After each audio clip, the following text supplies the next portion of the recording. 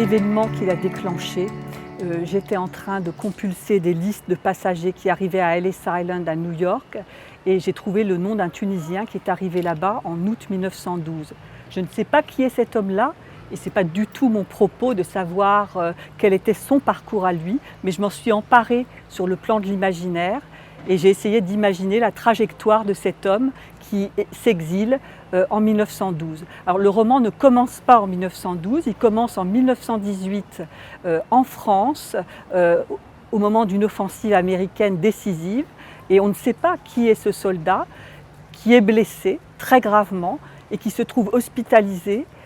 Et une fois sur son lit d'hôpital, les souvenirs l'assaillent et par fragments, on arrive à reconstituer son parcours depuis Tunis jusqu'à New York.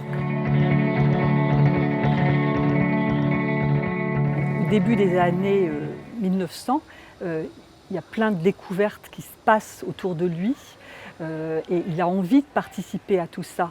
Il va même au début alors qu'il est encore en Tunisie, participer à un voyage en ballon. Il a envie de faire plein de choses, il voudrait devenir pilote, mais ça ne va pas être possible. Et puis le pays commence à être en pleine effervescence avec les débuts d'un mouvement pour l'indépendance. Et petit à petit, cette soif de partir, elle va se concrétiser un petit peu par un concours de circonstances parce qu'il rencontre un commerçant syrien à un moment où il risque d'être exilé peut-être à Istanbul ou dans le sud du pays. Et ce commerçant syrien va lui donner une lettre de recommandation pour aller à New York.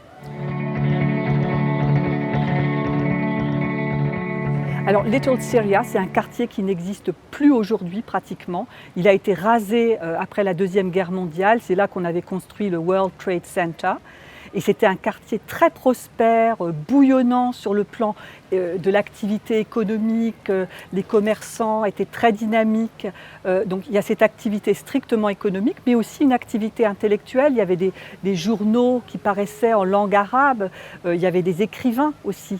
Et donc notre personnage, il va retrouver ces intellectuels et se faire accepter par eux.